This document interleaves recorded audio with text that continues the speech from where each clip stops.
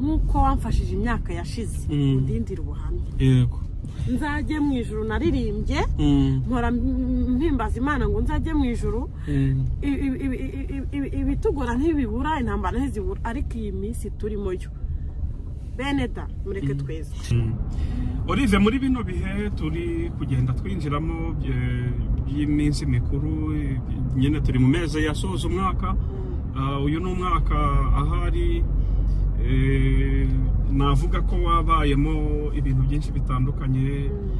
ari amakuru nyayo ari amakuru y'ibihuha ari ibyo tubona se ku mateleviziyo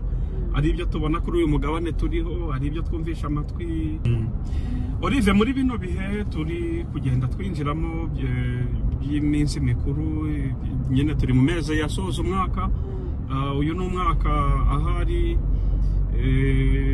navuga ko wabayemo ibintu byinshi bitandukanye ari amakuru nyayo ari amakuru y'ibihuha ari ibyo tubona se ku mateleviziyo ari ibyo tubona kuri uyu mugabane turiho ari ibyo twumvisha amatwi hari inshuti ngo byanyeretse ko ufite abantu benshi cyane bagukunda kandi ku isi yose ngira ngo wenda ujye ureba na comment bashyiraho bavuga ati Olive isi barankunda murankunda nenzi ko ari njye nanjye bakunda cyane murankunda nanjye ndabakunda n'Imana irabakunda abana b'Imana barakunda uburozi njyewe reka njyewe undi ahantu ngeze hose n'abana b'Imana bahaye babigizemo uruhare ni Yesu wabigizemo uruhare ariko akoresheje abantu b'Imana nkunda abana b'Imana nabo barabinyeretse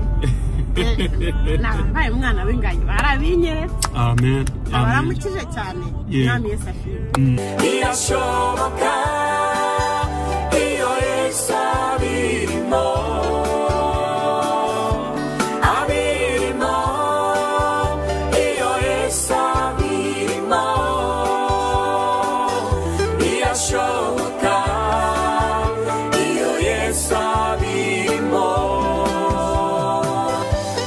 umuti w'amahoro ni ukumenya Yesu ni umuti umva n'urushinge n'ibinini byose amen Yesu ni byose amara agahinda Yesu ni byose Olive hari ikibazo nshaka kukubaza kuki uharana umunezero mu buzima bwawe ngewe biragoye kugira ngo kuva nge twamenyana twaba tukiri mu Rwanda muri Afurika ndetse naho nk'ubumenye hano ku mugabane w'Uburayi ntabwo sindigera mbona na rimwe warakaye cyangwa ubona ko mu maso wijimye uhora kuki uhorana umunezero uhorana ibitwenge uhora ufite morale ese nuko utagira ibibazo wenda babandi bajya bavuga turiya we yageze yajya kacyarakemutse nta bibazo agira niyo mpamvu ahora se nta bibazo ugira bituma uhorana ibyishimo ibitwenge ubona mbese ko uhora ukeye ku maso kuko hari abantu impamvu mbivuze nuko hari abantu wenda bataba banafite ibibazo byinshi cyane ko nawe ntazi ibyo ufite ariko umuntu wese afite amashuri ye ariko ukabona no mu rusengero ntanezerewe no mu nzu y'Imana ukabona mwinkanyari bese hari ari umuntu w'umurakare washaririwe udashobora guseka wowe umunezero ukura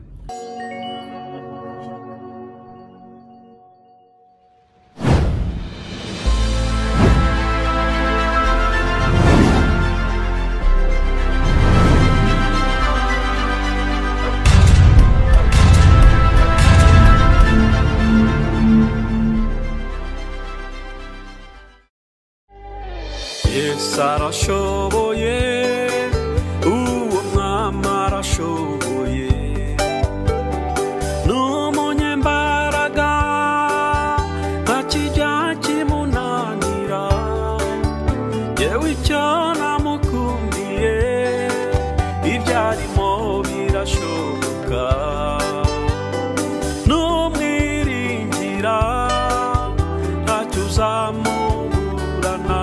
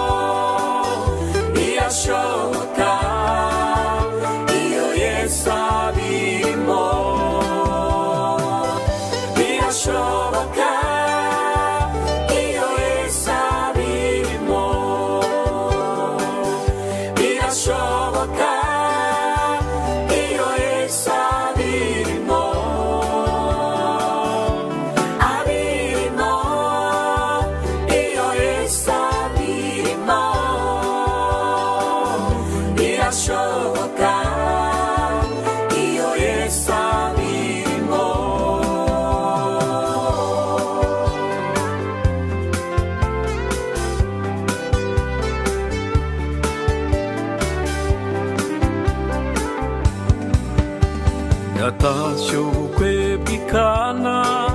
ahageze birashoboka yagiye kwa Lazaro ahageze birashoboka ibuka igihe yazaga iwanyu ahageze birashoboka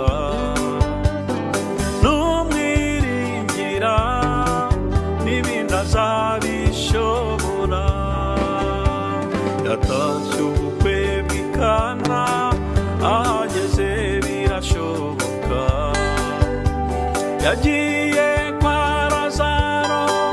ahageze birashoboka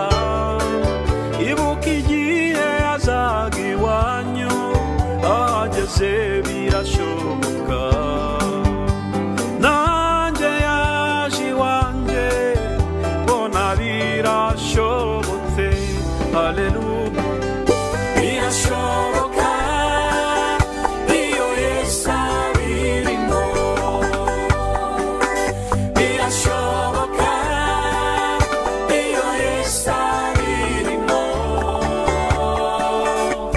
abirimo iyo Yesu abirimo birashoboka iyo Yesu abirimo. Twongeye kubasuhuza kandi tubahaye ikaze kuri ekara za Evangelizero Monde TV. Murabona rero nyine ko turi mu rugendo rw'ivugabutumwa rwa rundi twiyemeje ko tuzajya tugira gutya tukabagerera ku bakunzi ba Evangelizero Monde TV aho baherereye ku mugabane w'Uburayi ndetse no muri Afurika aho dukorera by'umwihariko mu Rwanda. Rero ubu tuvugana nyine tukaba turi mu gihugu cy'Ububirigi aho twagiye kongera guhura n'inshuti zacu abantu benshi nyuma yaho dukoreye ibiganiro n'umuhanzi witwa Olive Umurerwa bamaze iminsi banyishyuza ati rwose turamukumbuye uzamugarure kuko iyo ari kuri ekara za Evangelizero Monde TV twongera gusubizwamo ibyiringiro bitewe n'iby'Imana yagiye ikora. Uyu munsi rero twahagurutse nyine tumusanga mu gihugu cy'Ububirigi aho aherereye i Buruseli kugira ngo tubashe kumenya amakuru ye maze tumenye byinshi maze dukomeze nyine tuganira nawe. Mbere rero yo kugira ngo dukomeze ikiganiro cyacu twagiraga ngo abanze yongere abasuhuze ariko nanone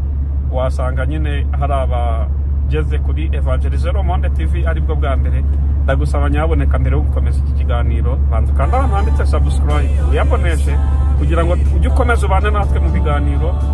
tugutegurira. Ya rero mwese mbifurije amahoro y'Imana mugiye gukurikira iki kiganiro nubwo tugiye kugikorera nyine mu modoka turimo tugenda ariko n'ubundi aho turi hose tugomba gukomeza kwamamaza ubwami bwiza bwa Kristo mu buryo ubwo ari bwo bwose. Olive uraho vuga cyane ongera akazi. Yesu ashimwe cyane abantu batahimbaze amen yego amen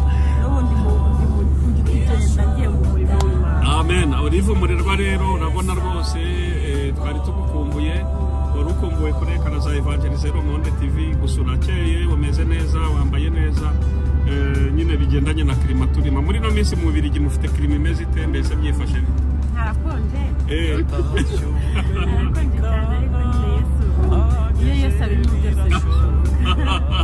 ya byose birashoboka rero nyine ako karirimbo mwumvaga nyine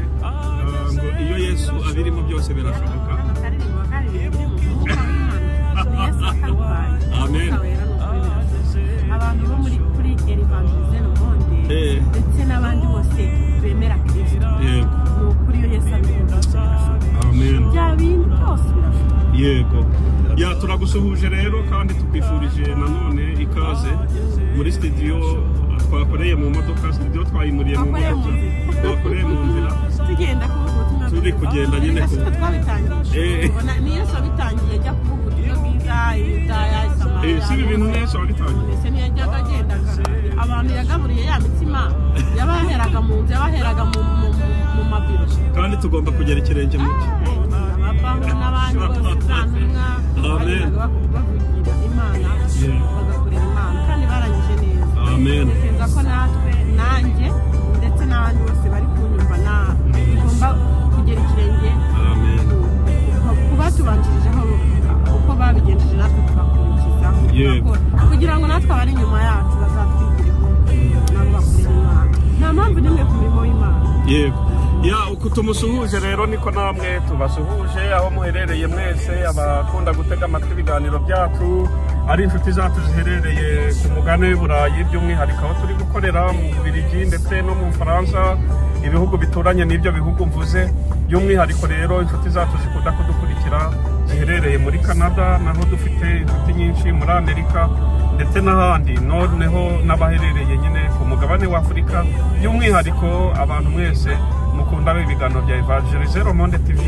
mwumva ururimi rw'ikinyarwanda ariko nanone muherereye mu Rwanda n'ikirundi inshuti zacu rwose abarundi badukurikira ari benshi cyane kandi mukunda kuduha comment nziza ku ibiganiro tukora bikunda kubafasha rero namwe Imana ibaho umugisha dusabiye umugisha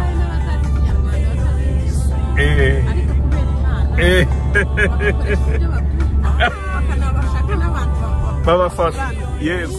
Olive ubushize byarantangaje ngira ngo icyo kiganiro abantu barakikurikiye ubwo wari uri ahantu mu giterane kimwe gikomeye ndashatse wenda kuvuga hari uhahurira n'umuzungukazi aravuga ngo umunsi yakubonye kuri televiziyo ngo yarishimye cyane ndetse ngo yabona ukuntu uri kubyina kurya nyine ukunda kubyina utaraka ese ubundi uracyataraka ni ukuri mu modoka yaba umwanya uraza kubashyiriraho wenda n'igisohoka mu modoka. Noneho umuzungu icyantangaje yaravuze ngo naretse ibyo nari ndi gukora ntangira kwigana ukuntu ari kubyina ngo none hatungurwa nuko icyo giterane yari arimo ngo ashiduka wa undi yabonaga kurekara muhahuriye ngo nubwo atumvaga ibyo uririmba ariko yakunze imbyino zawe ndetse ngo atangira kugufasha kubyina. Mbese iyo ubona nyine wamugana umunyamahanga ushobora kuvuga ubutumwa mwari uriya rwego ukabona arahagurutse nawe arabyinnye ndetse anaje imbere kugufasha anatanze ubuhamya kuko yaje kunshaka rwose ati nawe nimutunge mikoro na ekara kugira ngo nawe avuge uko akuzi maze rwose avuga amarangamutima ye yose ukuntu indirimbo zawe zamufashije kandi ari indirimbo z'ikinyarwanda atanumva. Ko yambwiye ngo ziramufasha ngo ntababyumva nyine kuba yabisubiramo ariko mu mutima yumva icyo nashaka kuririmba. Amen. Arabisanta. Nuko ari uriya wenda wabashije kuza kuri kamera hari n'abandi bataraza kuri kamera benshi. Yego. Njya nibuka ngiriwe iwacu mu Rwanda ko hari umuntu rwose ufite uruhu rwera wavuye muri Amerika aje kunsura kuko indirimbo zanjye zamufashije ntabwo yari azi Ikinyarwanda yavugaga Icyongereza gusa kandi nta ndirimbo y'Icyongereza naririmbaga. Rero ubutumwa nyine uko wabiririmbye ngo birashoboka yose abirimo nese une hari indirimbo tujya ukumva ni indirimbo y'Imana urwo rurimi bari kururirimba ariko ukajya kumva ahari nk'ibyo yari kumva hari ukuntu uri kwisobanurira ibyo ari kuririmba ko yari indirimbo y'Imana umwuka wera akagusanga. Uzi ibyo ngibyo icyo bishatse kuvuga mu buzima bw'umuziki se umuziki ni ubuzima miziki ubwayo ni ubuzima si ngombwa ngo uri kumva icyo baririmba ahubwo miziki ubwayo yifitiye ururimi umuntu wese yumva akanezerwa yifitiye ururimi noneho iyo ari miziki uri gucuranga uvuga uti ndi kuvugamo Yesu kuvugamo Imana kuvugira Imana umwuka wera ndi kuvuga umusaraba wa Kristo ndi kuvuga amaraso ya Yesu iyo ndirimbo niyo waba utarwumva iyo ndirimbo iraza umwuka wera akagufasha kubisobanukirwa. Olive hari ikibazo nshaka kukubaza kuki uharana umunezero mu buzima bwawe ngewe biragoye kugira ngo kuva nge twamenyana twaba tukiri mu Rwanda muri Afurika ndetse naho nk'ubumenye hano ku mugabane w'Iburayi ntabwo sindigera mbona na rimwe warakaye cyangwa ubona ko mu maso wijimye kuki uhorana umunezero uhorana ibitwenge uhora ufite morale ese nuko utagira ibibazo wenda babandi bajya bavuga turiya we yageze yajya cyarakemutse nta bibazo agira niyo mpamvu ahora aseka nta bibazo ugira bituma uhorana ibyishimo ibitwenge ubona mbese ko uhora ukeye ku maso kuko hari abantu impamvu mbivuze nuko hari abantu wenda bataba banafite ibibazo byinshi cyane ko nawe ntazi ibyo ufite ariko umuntu wese aba afite amashuri ye ariko ukabona no mu rusengero ntanezerewe no mu nzu y'Imana ukabona mw'inkanyari mbese hari umuntu w'umurakare washaririwe udashobora guseka wowe umunezero ukura ucyo wari useka hora wishimye bigezaho ubiterwa n'iki ntabwo mbyikorera njyenyine bisangira na Kristo akabifasha ibiremereye ni ubifata yego ariko reka mbasubize muri iri jambo yego rivuga ngo reka mbishyire mu karirimbo wenda k'amasegonda njyewe Yesu yankunze amen njyewe Yesu yangiriye neza amen nimba mwumva ndatuwo mwami nuko njyewe yangiriye neza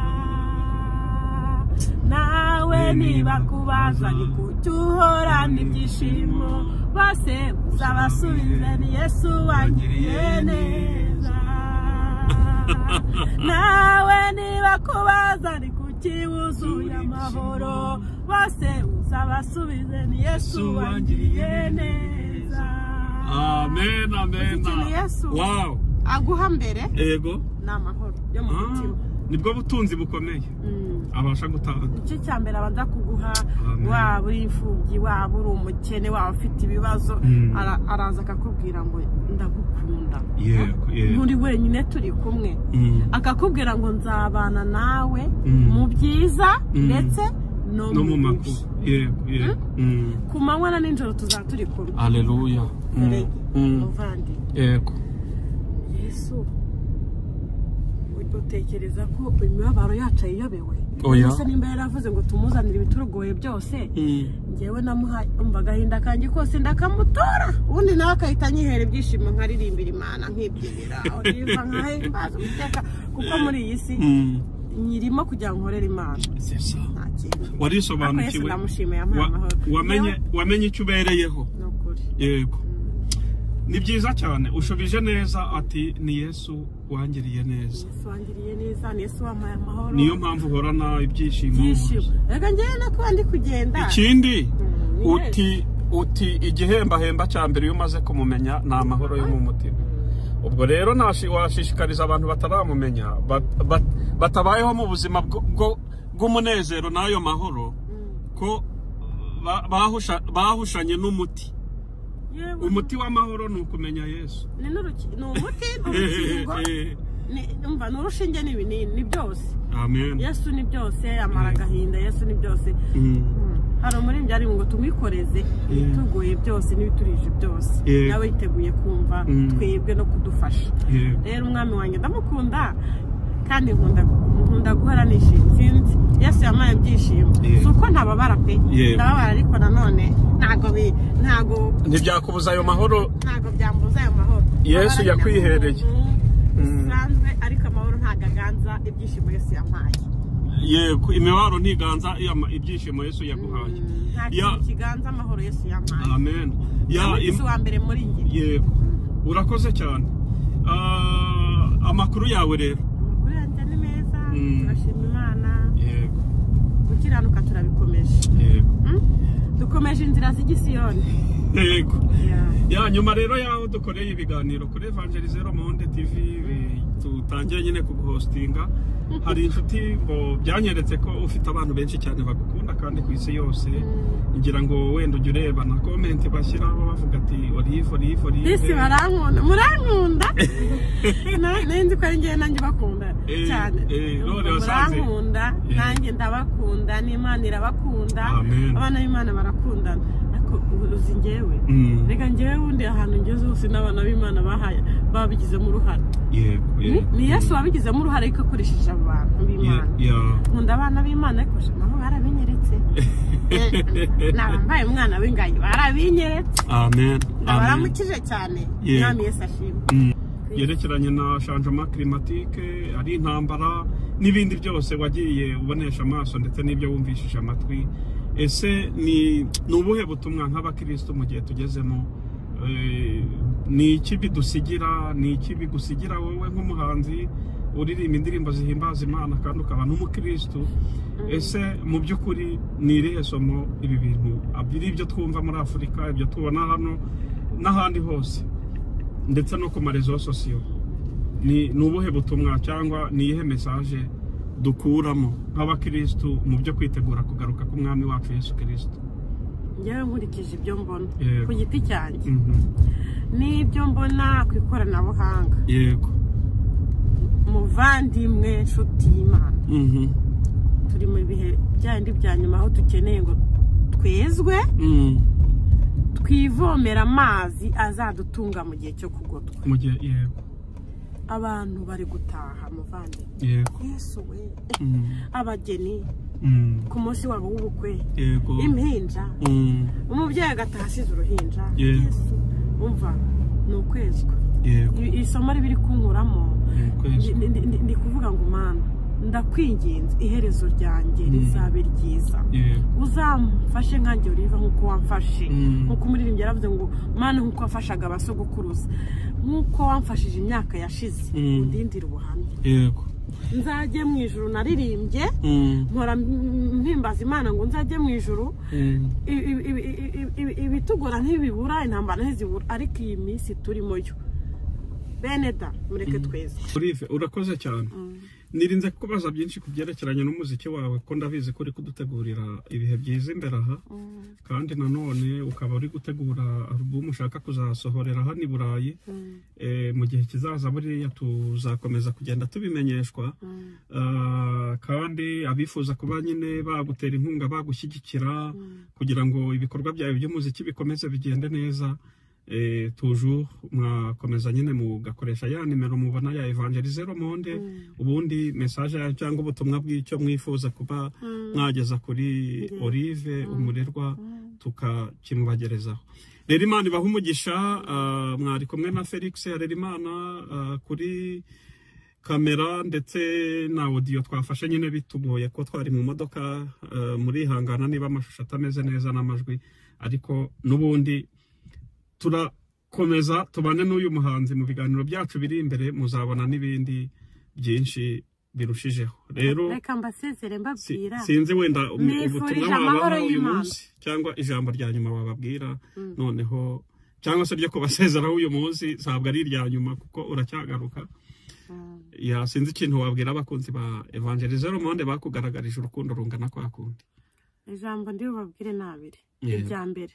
Imana yahabaye cyagiye nizakomeza kubana namwe